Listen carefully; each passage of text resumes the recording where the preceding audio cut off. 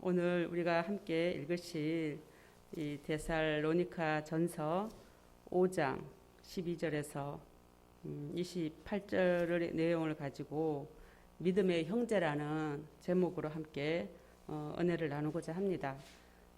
이 데살로니가 전서 5장 12절에서 28절 뿐만 아니라 저는 오늘 데살로니가 전서 후서 전체의 내용으로 주제 설교를 하고자 합니다. 데살로니가 전후서는 바울이 데살로니가 교회를 그 짧은 시간에 세우고 고린도로 가게 됩니다. 그래서 거기에서 두 통의 편지를 보냅니다. 그리 길지 않은 내용이죠.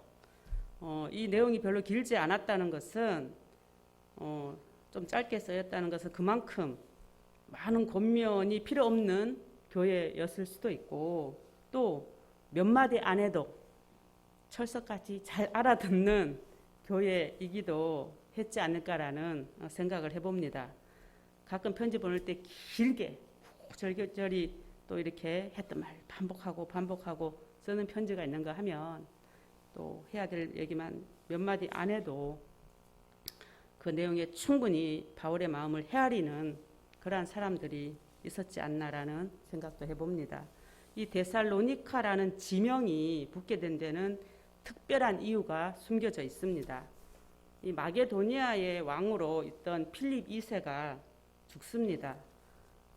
20세의 젊은 나이에 그의 아들 알렉산더 3세가 왕으로 오르게 됩니다. 그래서 이 젊은 이 왕의 야심이 어마어마합니다. 이 젊은 왕이 영토를 계속 넓혀가는데 짧은 기간 동안 역사상 가장 넓은 영토를 차지하게 되죠. 그래서 이 세력이 커지다 보니까 이 알렉산더 3세라고 부르지 않고 알렉산더 대왕이라고 이렇게 불려지게 되는데, 참 이렇게 어마어마한 자도 33세에 죽게 됐습니다. 갑자기 이유가 분명하진 않아요. 갑자기 열이 오면서 막 이래서 요절을 하게 되는 거죠. 그러다 보니까 이 나라는 많이 이제 영토는 넓혀졌는데 그 후계자가 있음에도 불구하고 이 영토가 세 개 지형으로 나누게 됩니다. 근데 알렉산더 대왕의 신복이었던 장군 카산드라는 장군이 이 마게도니아 지방을 통치하게 되죠. 이 사람이 또한 장군이고 전쟁에 능하다 보니까 아주 대단한 업무를 꾸미게 됩니다. 이 알렉산더 여동생인 이복 동생을 부인으로 삼고 왕족을 다 죽여버립니다. 그리고 나서 이제 이 마게도나를 비롯해서 본인의 세력을 이렇게 드러내고, 또 이 죽인 이 사건을 수습하기 위해서 마게도니아 근처에 그 중심부에 어마어마한 항구 도시를 세우게 돼요. 그래서 정치와 이 무역의 중심지를 만들고 그곳의 이름을 이 왕족의 가문의 혈통, 이 알렉산더 아버지 이 빌립 2세의 딸의 이름과 알렉산더 대왕의 이 이복 여동생인 부인의 이름을 이렇게 합쳐가지고 데살로니카라고 이게 지었습니다. 이후에 이 데살로니카는 마게도니아의 이제 수도가 되죠. 우리가 마게도니아 하면 생각나는 게 있죠. 바울이 전도 가다가 환상 중에 마게도니아 사람이 우리를 구해주십시오 이런 환상을 보게 되고 배를 틀어서 이 마게도니아로 오게 됩니다. 이 마게도니아로 이렇게 와서 처음 들어간 곳이 빌립보예요. 이 빌립보에서는 너무 핍박이 심합니다. 이 복음을 하는데 굉장히 난제가 많죠. 옥에도 갇히고 이 루디아라는 동력자를 만나게 돼서 조금 편한가 하니까 또 많은 핍박 가운데 이 교회를 세웁니다. 그 다음에 간 곳이 데살로니카예요. 이 데살로니카 갔는데 의외로 이 데살로니카에서 누굴 만나냐면 야손이라는 사람을 만납니다. 야손과 그의 형제들이 굉장히 이 바울을 도와줘요. 자기 집에 유숙시키고 많은 그리고 첫 번째로 그 예수의 복음을 받아들입니다. 이 유대인인 야손이. 그러면서 이 동네에 이제 유대 회당이 있었는데 딱 3주 동안 거기서 복음을 가리키고 이 복음을 잘 예수님을 잘 전파하게 되죠. 근데 이 3주 만에 생각보다 많은 사람들이 유대인들이 예수를 믿겠다고 하고 헬라인들도 예수를 믿겠다 하고 또 귀부인들이 예수를 믿겠다고 갑자기 늘어난 겁니다. 그러다 보니까 유대인들이 핍박에 들어오기 시작을 해요. 그래서 이 야손 집에 머물러 있던 바울을 잡으려고 이제 이렇게 오는 겁니다. 근데 도망을 가죠. 그리고 이 야손과 그의 형제들이 대신 붙잡혀 갑니다. 그 동네에 읍장이라고 이런 사람들이 행정을 하고 어떤 재판을 하고 이런 역할을 했는데 잡혀가서 이 정작 잡아와야 될 바울과 그의 일행들은 없는데도 불구하고 굉장한 수모를 당하고 결국 보석으로 나오게 됩니다. 그리고는 이 마게도니아 이 데살로니카에 있는 행정관들이 이곳에 바울이 못 오게 조치를 한 겁니다. 못 오게끔 이렇게 어떠한 출입 금지 뭐 이런 것을 만들어 놓죠. 그러다 보니까 이제 고린도로 가 있던 바울은 걱정을 한 겁니다. 3개월 만에 저렇게 세워진 초신달들로 이루어진 교회가 과연 생존해 있을까? 또 이 기부인들이 예수를 믿겠다고 이렇게 왔는데 남편들에게 핍박은 당하지 않을까? 여러 가지로 걱정이 돼서 디모데를 이제 보낸 겁니다. 그러니까 디모데가 이제 간 거죠. 가서 이제 어떻게 이거 혹시나 흩어졌지 않나 이 야손을 비롯한 이 사람들이 잘 있을까 갔는데 대단히 놀란 겁니다. 생각보다 굉장히 그들이 굳건한 신앙을 가지고 있었다는 거죠.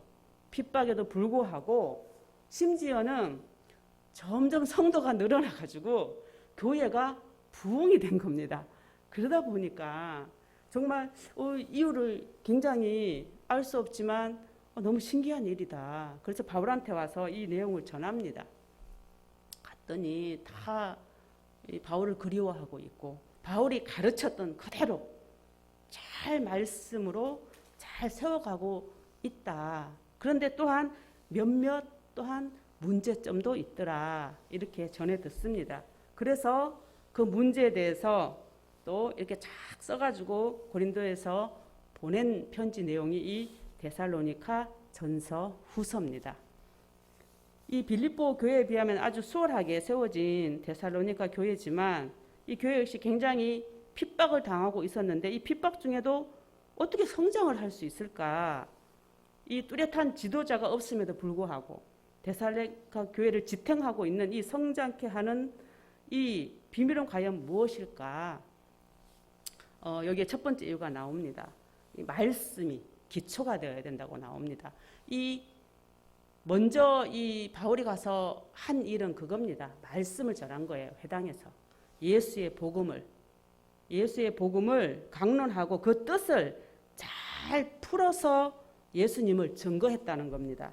그래서 바울이 전한 복음의 말씀 위에 성령의 기름 부음이 있어서 많은 사람들이 예수를 믿기로 작정했던 겁니다. 그것을 본 야손이 그대로 했던 것 같아요. 교회는 말씀 위에 세워져야만 합니다. 그러기에 말씀을 또한 잘 배워야 돼요. 아마 야손과 그 형제들이 이 바울이 자기 집에 유숙을 3주를 하면서 참 많은 은혜를 받았고 많은 교제를 나누면서 이 바울의 그러한 강론을 많이 들었던 것 같아요. 그래서 어떻게 교회를 세워야 되고 어떤 식으로 교회를 가르쳐야 되고 성도들을 이런 것들을 굉장히 많이 가르쳤던 것 같습니다. 이 야손이 유대인이기 때문에 하나님에 대해서는 알고 있는 사람입니다. 예수가 구원자인 걸 모른 거죠.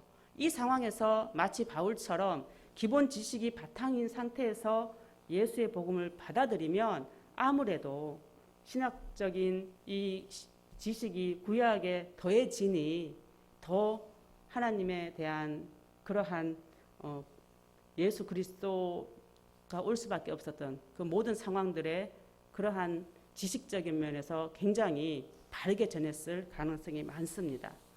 교회가 왜 말씀으로 세워져야 되냐면 말씀이 바탕이 되지 않으면, 말씀을 잘 모르면 흔들리고 잘 세울 수가 없습니다. 그리고 말씀을 세워져야 된다는 건 말씀을 깨달아야 된다는 겁니다. 우리가 자꾸 말씀을 듣고 깨달아라고 하죠. 이 깨달아라는 의미가 이 헬라어로 수니엠이라는 뜻입니다. 이 깨달은다는 의미는 무슨 말이냐면, 마치 말씀은 적군같이, 원수같이 나한테 다가온다는 거예요. 우리 이성 앞에. 그래서 그 말씀이 나를 정복해서 내가 말씀에게 져서 종이 되는 겁니다. 그래서 우리 이성이 말씀 앞에서 말씀이 이해가 되고 논리적이고 또한 합리적이고, 그 합리적으로 나의 이성이 갖고 있는 생각을 이겨버려서 내가 그 말씀이 맞구나, 그 말씀이 내 생각보다 옳구나, 이렇게 동의하고 내 생각이 틀림을 고백해야 한다는 거죠. 그것이 제일 첫 번째 단계라는 겁니다. 말씀은 진리이기 때문에 우리의 이성을 이기고 승리하게 되어져 있습니다. 그렇게 말씀을 듣고 말씀에게 진 사람들은 말씀의 종이 되죠.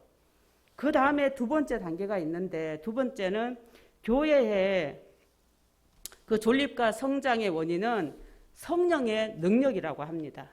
바울이 말씀을 전했을 때, 말씀을 그렇게 이해시키고 논리적으로 말씀을 전했을 때 깨닫게 되는 거죠. 그랬을 때 사람들이 깨달아진 후에 말씀의 성령의 능력이 임해졌을 때 성령의 능력이 그 사람을 통해서 나온다는 겁니다. 성령의 능력은 내 안에 성령이 충만할 때 자연스럽게 나옵니다. 내 안에 성령이 아니라 다른 어떤 것이 있다면 성령의 능력은 나오지 않습니다. 말씀을 잘 깨달아 동의하고 또 굴복하고 종이 되었지만 여전히 내 안에 어떤 다른 것들이 존재한다면, 그걸로 가득 차 있다면 우리는 쓰임받지 못하는 무익하고 게으른 종밖에 되지 않습니다.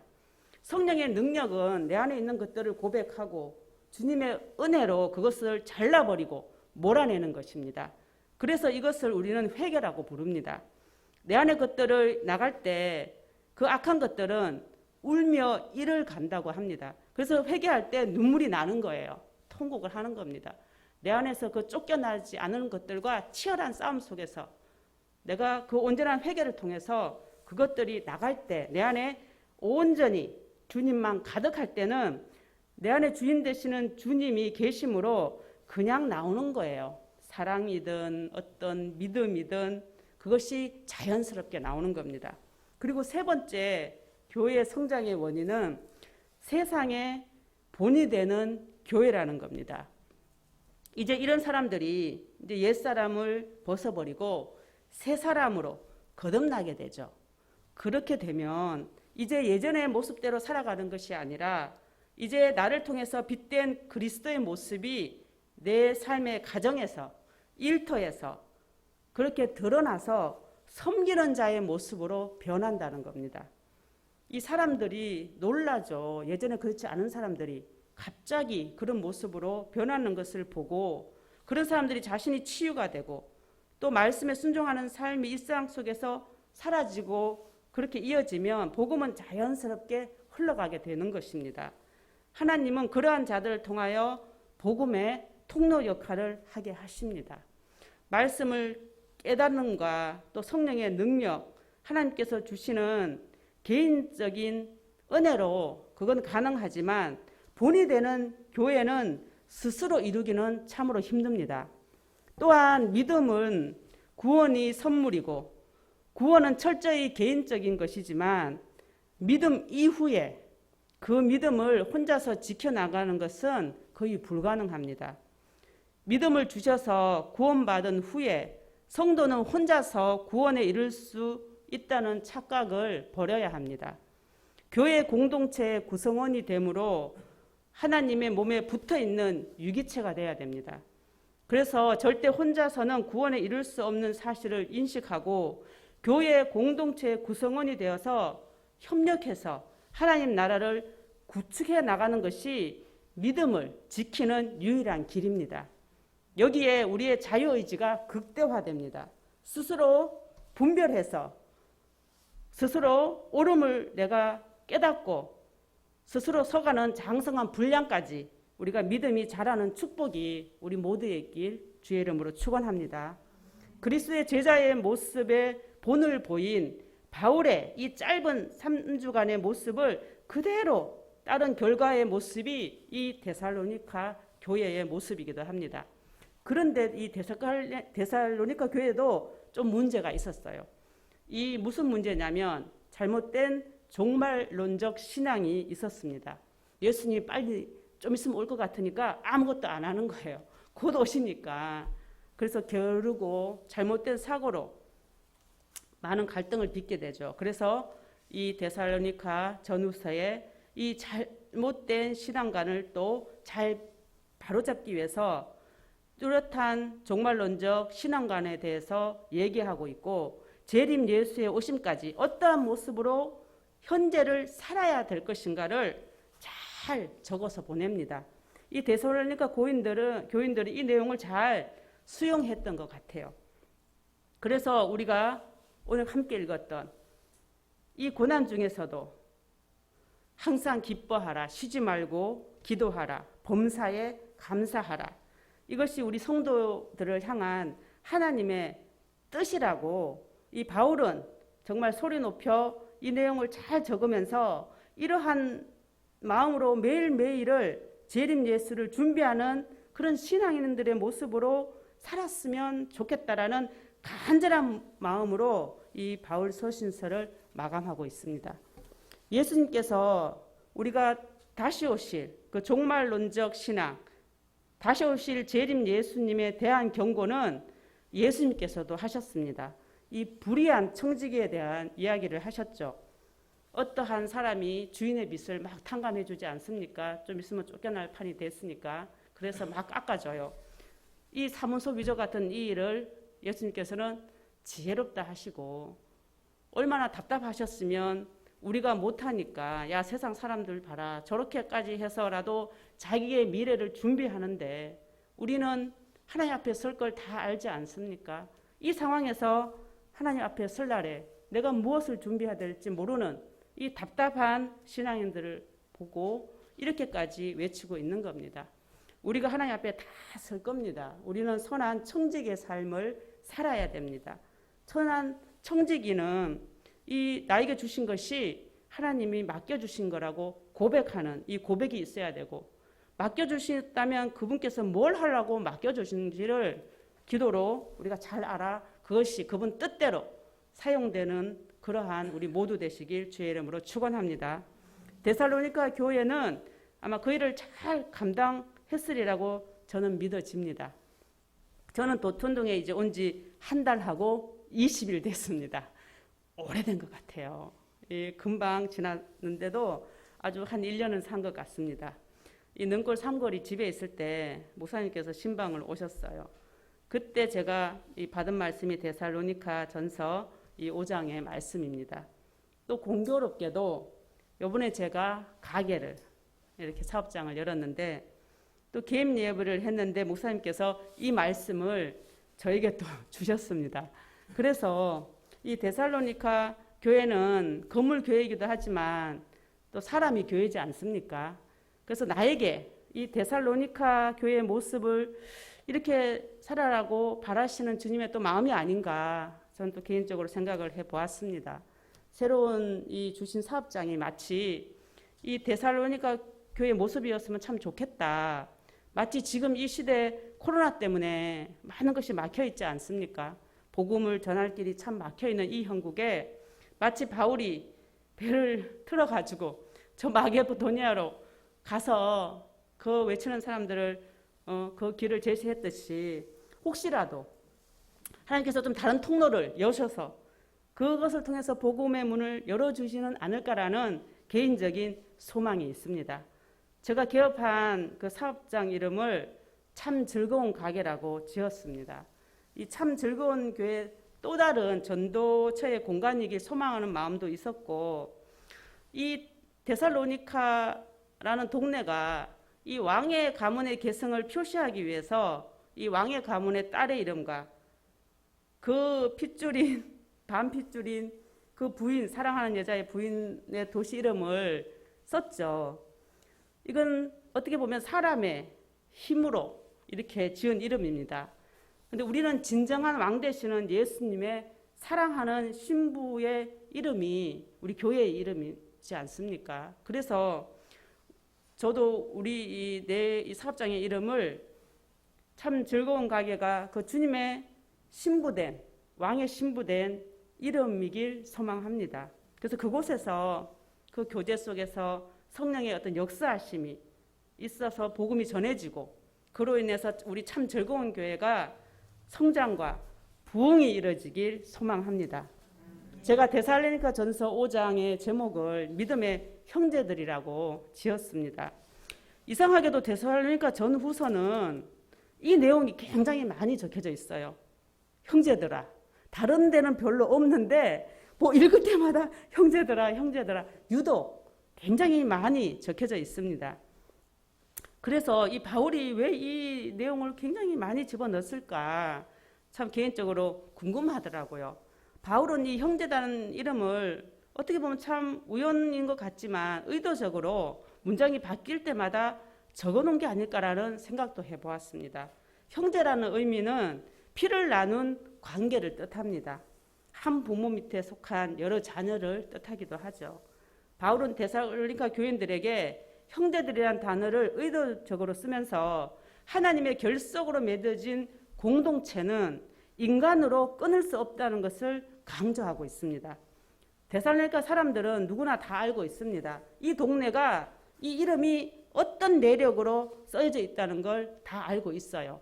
어떤 거냐, 이 형제를 죽이고 그것을 감추기 위해서, 그것을 포장하기 위해서 이렇게 지어진 이름이라는 걸 다 알고 있어요. 형제를 죽인 동네입니다. 이 동네가. 그래서 마치 아우를 죽인 가인의 나라를 뜻하기도 합니다. 죄된 세상, 그 사단의 나라의 상징이기도 합니다. 우리는 지금 믿는 자들, 이 세상 죽음과 같은 고통스러운 이곳에 이 데살로니가 같은 이 왕의 모든 형제들을 죽인 이곳에 교회를 세운 겁니다. 우리 참 즐거운 교회가 이 도천동에 그러한 교회로 우뚝 서길 소망하는 그런 마음이 개인적으로 있습니다. 이 솔로몬 역시 이건 사람의 지혜죠. 다 죽여버리고 자기가 그 권세를 차지하는. 솔로몬이 사람의 지혜로 그 반대파들을 다 죽여버리지 않습니까? 사람이 세운 왕조는 대부분 그래요. 하지만 교회는 다르죠. 솔로몬이 그 하늘의 지혜를 받고 1000번제 후에 그 하늘에 온 지혜가 오니까 한 것이 뭐냐면 성전을 짓고 의로운 판결을 하는 겁니다. 그 의로운 지혜자가 됨에도 불구하고 결국은 타락하죠. 더 엄청난 그러한 욕망으로 그 지혜를 헛되이 써버립니다. 이 땅의 교회는 이러한 세상 가운데 하나님이 주신 지혜로 우리가 무엇을 해야 됩니까? 교회를 세우고 의로운 이 땅의 의로운 하나님의 일들을 펼쳐나가는 겁니다. 우리는 우리의 유익을 위해서 형제를 죽이는 불의한 그런 자들이 아니라 오히려 불의한 형제를 구원하려고 기꺼이 우리가 죽는 자들입니다. 세상은 우리를 참 이상하게 볼 수도 있습니다. 요즘 형제들뿐 아니라 부모와도 참 멀리하는 세대이지 않습니까? 가족도 아닌데 사람들이 그래요. 교회 서로 다닌다고 형제도 아닌데 왜 저렇게들 친하게 잘 지낼까? 그리고 왜 저렇게 자주 볼까? 그렇지 않습니까? 저는 우리 부모보다 우리 형제들보다 교회 식구들을 더 많이 봐요. 너무 자주 보는 것 같아요. 정말 너무 자주 만납니다. 실제 가족보다 몇 배 더 자주 보죠. 그런데 이렇게 자주 만나면서도 과연 우리가 가까울까? 믿음 안에서 형제같이 과연 지내고 있는 걸까? 가족이 왜 좋은지 아시죠? 자주 안 봐도 사실 서로 막 구차한 설명이 필요 없잖아요. 굳이 말을 안 해도 다 아니까 서로 위하고 서로 걱정하고 잘 되길 바라고 힘이 되어주고 싶고 뭐 그런 게 가족이잖아요.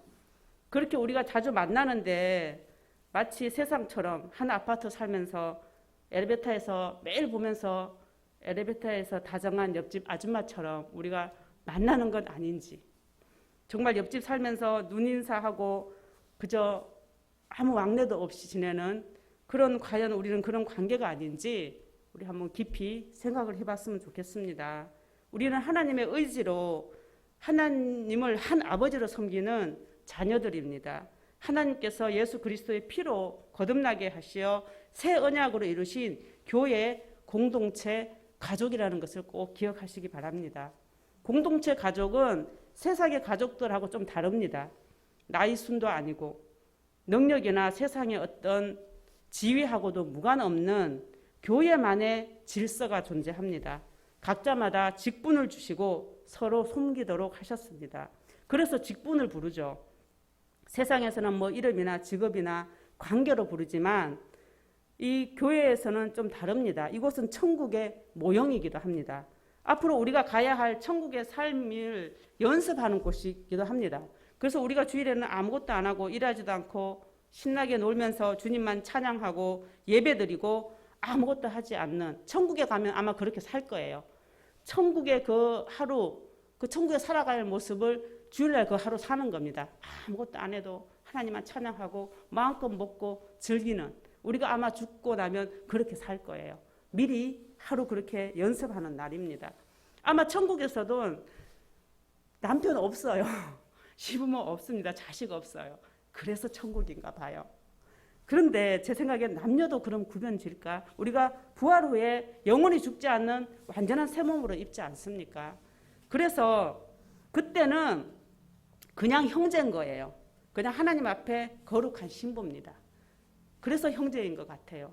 서로 높낮이 없이 똑같이 평등한 그러한 위치, 우리끼리. 그래서 교회는 그래야 됩니다. 서로 어리든 크든 서로 존중하고 평등한 존중을 받아야 돼요. 그게 교회 안에 필요한 것 같습니다. 우리 참 즐거운 교회 공동체 믿음의 형제들은 개인 개인의 삶을 서로 존중하고 서로 격려하며 나보다 형제의 유익을 위해 헌신하는 믿음의 공동체 되시기 주의 이름으로 축원합니다. 기도하겠습니다. 하나님 감사합니다. 하나님께서 이 도천동이라는 동네에 참 즐거운 교회를 신부같이 세워주심을 감사드립니다. 이곳에는 아직도 주님을 믿지 않는 우리의 형제들이 많이 있습니다. 가족이라는 이름으로, 이웃이라는 이름으로 옆에 있지만 하나님 안에 속하지 않는 이방인들이오니 그리스도의 대속의 피가 그들의 죄를 이미 사해 주셨음에도 불구하고 믿지 않는 그들을 불쌍히 여겨주시고 믿음을 주시어 속히 하나님 안으로 들어올 수 있는 은총을 허락하여 주시옵소서. 여기 모인 우리 모두가 죽음 가운데서 새롭게 태어난 데살로니가 교회 되게 하여 주시고 원수를 죽이는 세상의 지혜를 버리게 하시며 하나님의 교회를 세우고 말씀의 잣대로 의로운 재판을 하는 주의 충성스러운 종들 다 되게 하여 주시고 하나님 안에서 믿음으로 맺어진 공동체임을 늘 기억하게 하시어 믿음의 형제들의 삶의 안위를 서로 살피고 서로 걱정하며 깊은 교제가 일어나게 하시고 나를 베어 살리신 대속의 그 사랑의 실천으로 다져지는 결속이 우리 참 즐거운 공동체 안에 있게 하여 주시옵소서. 예수님의 이름으로 기도 드리옵나이다. 아멘.